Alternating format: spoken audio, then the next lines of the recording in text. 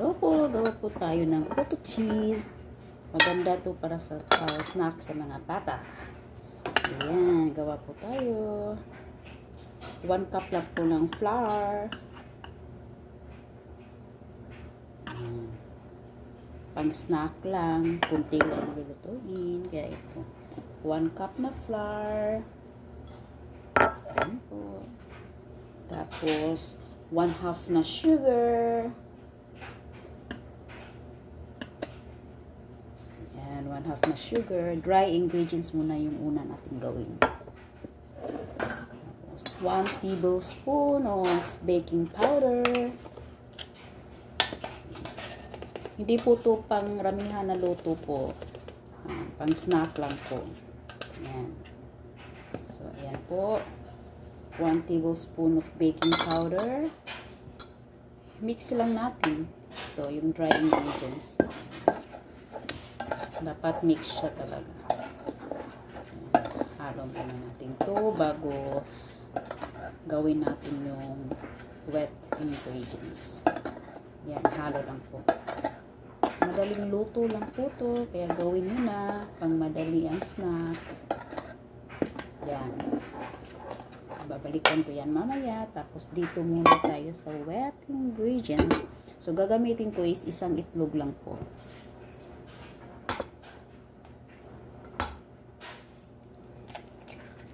Yan. Tapos yung 1/2 cup na evap.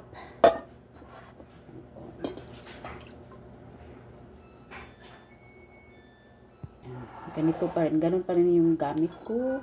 Hindi ko na lang hinugasan. Kasi magme-melt ako ng butter. So, butter, 1 tablespoon po. Yan. 1 tablespoon of butter. Yan. I-melt ko muna po.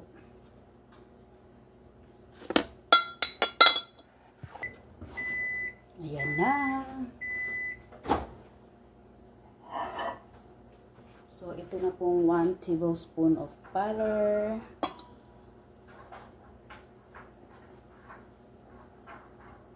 Ayan. Tapos, 1 teaspoon of vanilla. Yan, tama na yun. Tapos, yung 3/4 cup of water. Yan. Tapos, imimix po natin ng maigi. Hindi na po, pwede rin yung lagyan ng food coloring, pero optional na po yun. Hindi ako naglalagay ngayon. Kasi pang snack lang nga.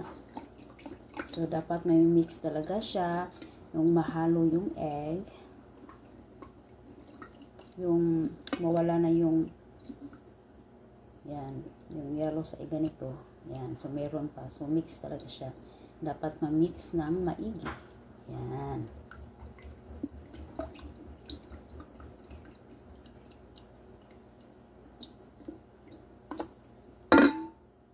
Yan. Pag nahalo na po, yan. Yan po. So, ilagay na natin. I-combine lang natin yung dry ingredients sa wet. Yan.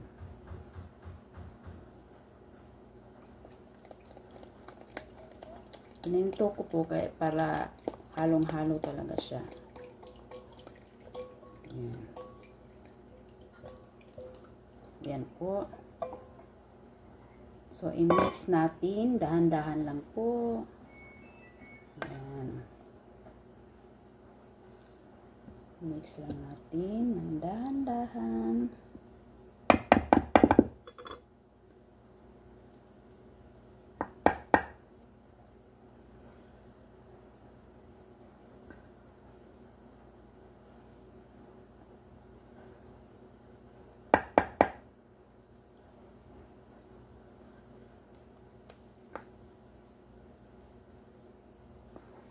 Hanggang mawala yung flour niya na buo-buo. Ayan. So, gagamitan ko na siya ng spatula.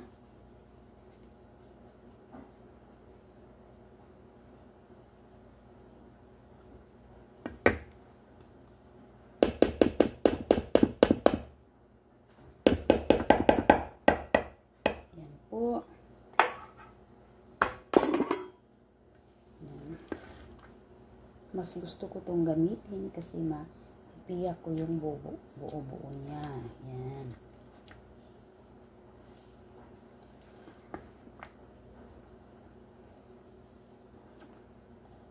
Dahan-dahan lang po. Para okay yung kalalabasan ng potato cheese natin. Yan. So, ayan na nga. Gamitan ko ng strainer. Ayan. Kahit, yan. Kung may nabubuo pa siya, i-strain ko naman to pangatlo. Para ma-mix talaga pati yung buo niyang harina. Yan po.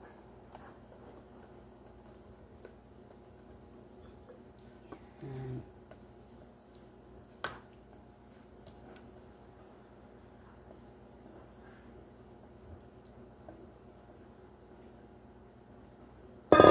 Kasi meron pa kasing nabubuo yan. Kaya, press lang.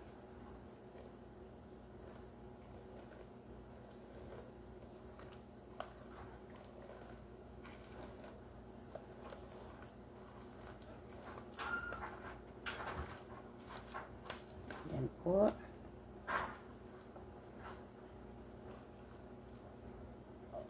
So, isa.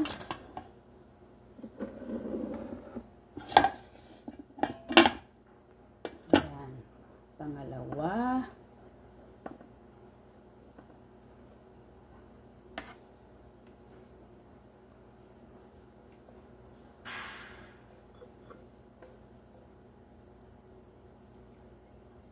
Ayan.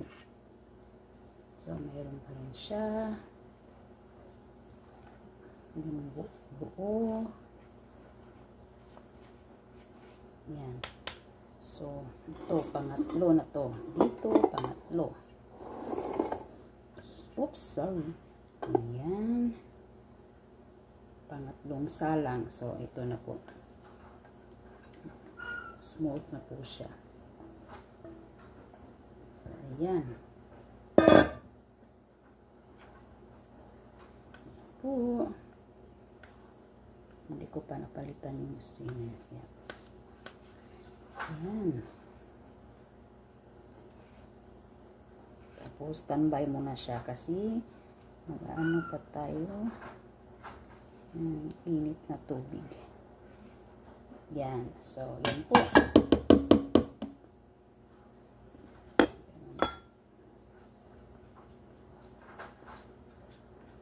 Sayang din.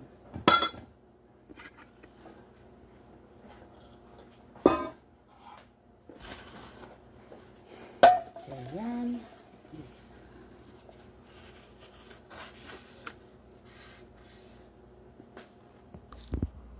So, ito po yung steamer ko. Ayan. Nabili ko pa online. So, ganito ng tubig. Magpakulo tayo ng tubig. So, yung una po is kunti lang po na tubig. Hindi siya puno. Ganito lang.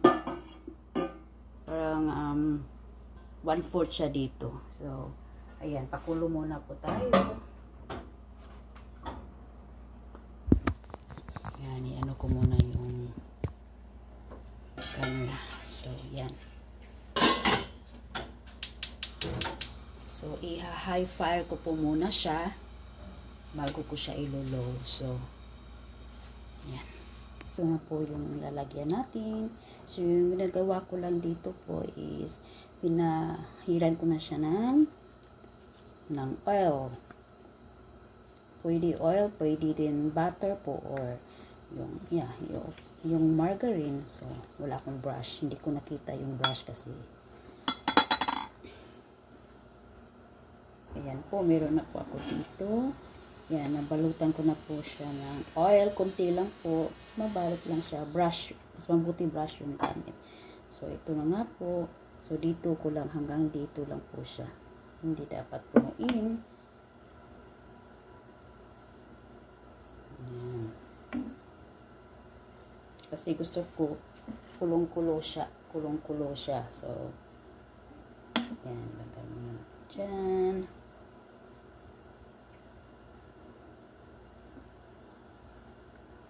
Yan. Yan po.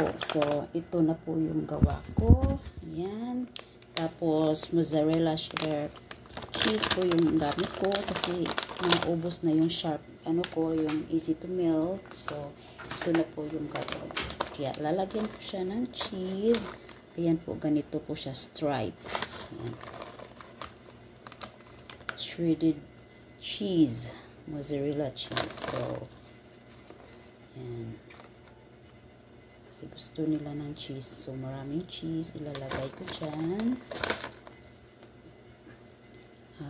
Hindi to pang snack sa mga bata. Kung pang snack po to kasi may nagpagawa kami ng garahe. Yan. Pinaano namin. Kaya may mga tao kami dito. Yan. Gumagawa sa labas. Kaya ito yung snack nila. Kasi nahihiya ako pag walang snack. Pinoy tayo eh. Kaya yan. Mainit pa naman ngayon. So, ayan. Para naman may gana sila sa trabaho. Kaya yun. Yan po. So, ito po yung first batch natin. Yan, daming cheese. So, ilalagay ko na po dito.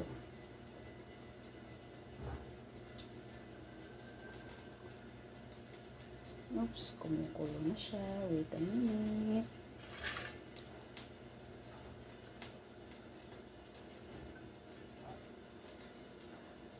So, papakita ko lang po. Ayan. Ayan po siya. So, unang salang po. Ayan.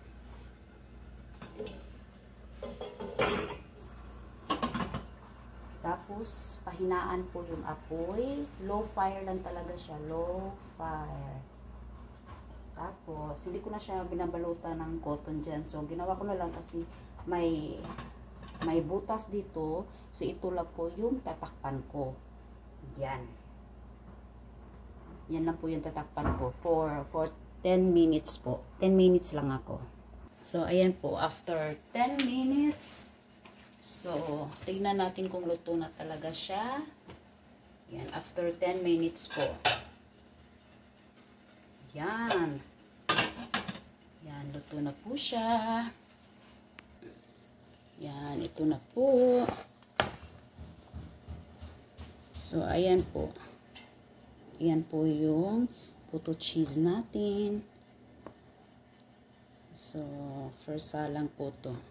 Marami po kayong magagawa sa isang itlog. So, ayan. Ayan po. Ayan.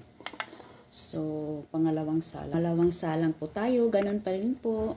Ito na po yung mga luto. Unang salang. So, yan na po yung puto cheese natin. Yan. Tapos, ang soft niya. So, yan. Try nyo na po. Ang sarap po. Masarap po to. Yan po. Malinis po yung kamay ko. Yan. Yan. So, yung second batch. Yan. Niluto ko pa. Yan yung first batch. So, ito po. Yan po siya. Yan. Creamy. Nag-melt pa yung mozzarella cheese.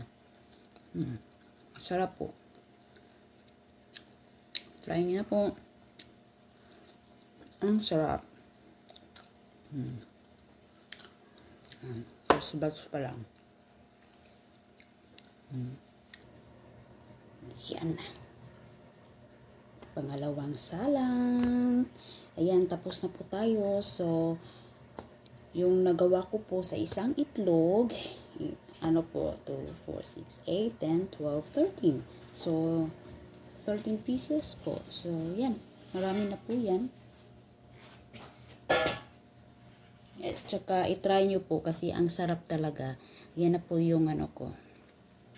yung puto cheese ko. So, yung puto cheese ko, instead of yung cheese niya is nasa labas, yan, nasa loob lahat. Yan, kaya pagkagat mo, ang sarap talaga. Lalo na yung mozzarella yung gamit mo. Yan, ang sarap. So, ayan na nga po. Luto na siya. Transfer ko na lang dito para maibigay ko na. Kasi, nakakahiya. Yung mga Pinoy talaga, kahit na sabi ng natin partner na wag na kasi kasama yun sa trabaho, pero nahihiya pa rin tayo. Bibigyan pa rin natin ng snack. So, ito na po yung snack nila. Puto cheese. So, mainit-init pa. Ibibigay ko na to. So, thanks for watching po. Yan. Try nyo na po. I'm sure. Ang sarap. Bye. Thanks for watching.